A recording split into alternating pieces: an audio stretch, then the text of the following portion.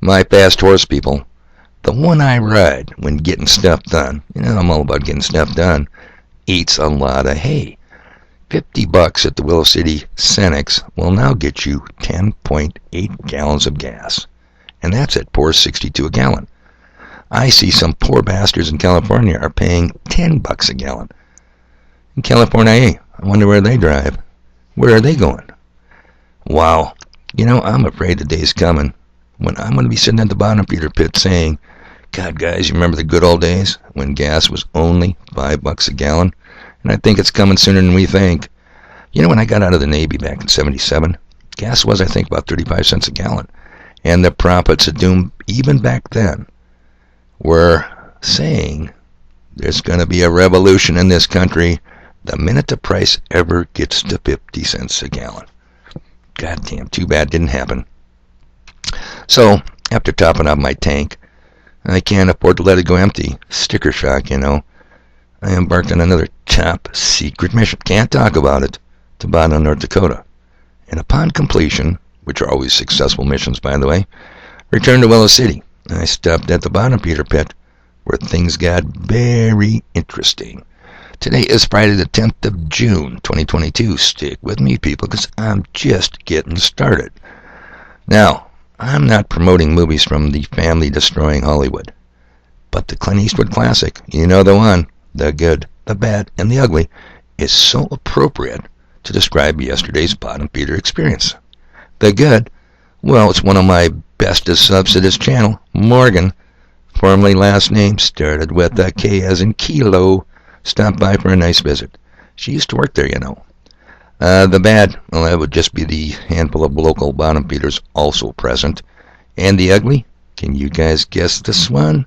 Because if you guessed Marie, you guessed right. Man, I'm telling you, nothing changes with that guy. Same ugly disposition, same ugly outlook on life, always complaining, constantly whining.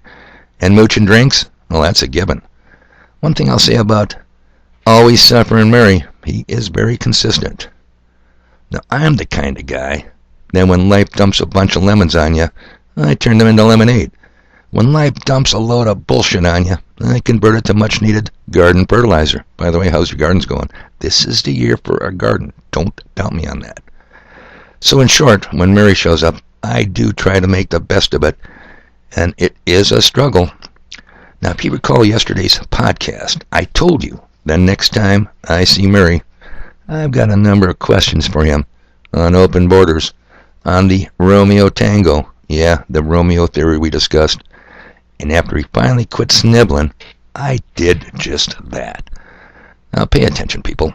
I said, hey, Murray, what is up with this shit and your goddamn relatives?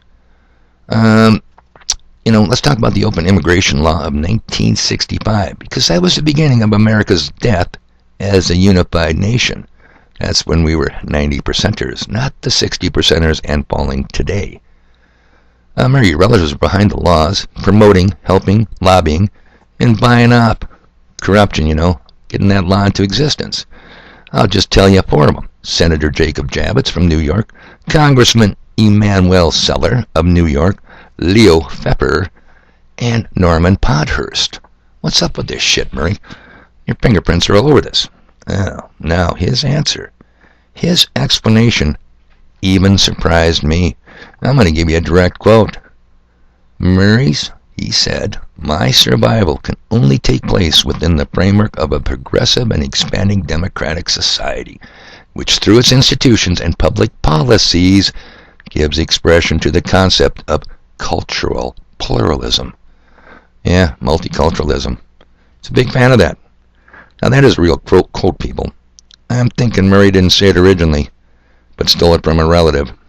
I'm being careful here, so read between the lines. Alright, moving on. Notice, people, there's never just one radical relative of Murray. Nope, they swarm around an issue like a pack of wolves. You are soon going to be forced to realize that any issue, any current thing, any Murray's current thing that attacks the now 60%ers, demeans and destroys the family, has many of Murray's relatives' fingerprints all over them.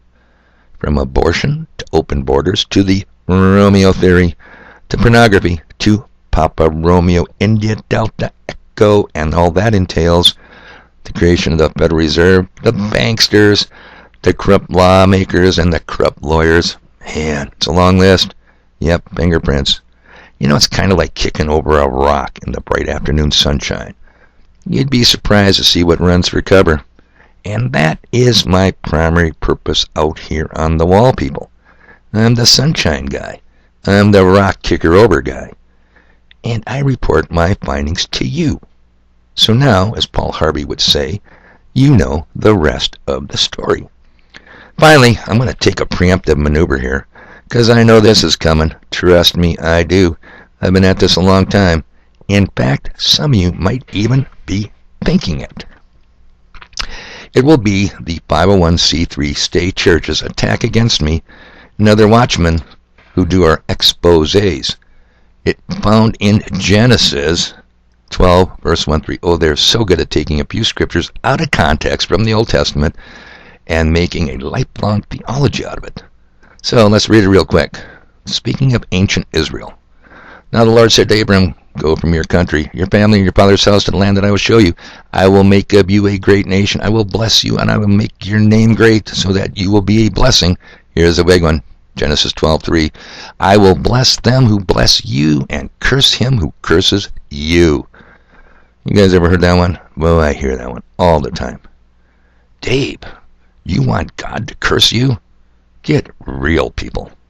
Totally taken out of context, has no relation to nothing except the deep shit we're in. So I usually respond with, you know, I've been around since 1955. I've watched and lived through 67 years of this country's history, people. I've watched this nation go down the tubes. Where are these fucking promised blessings?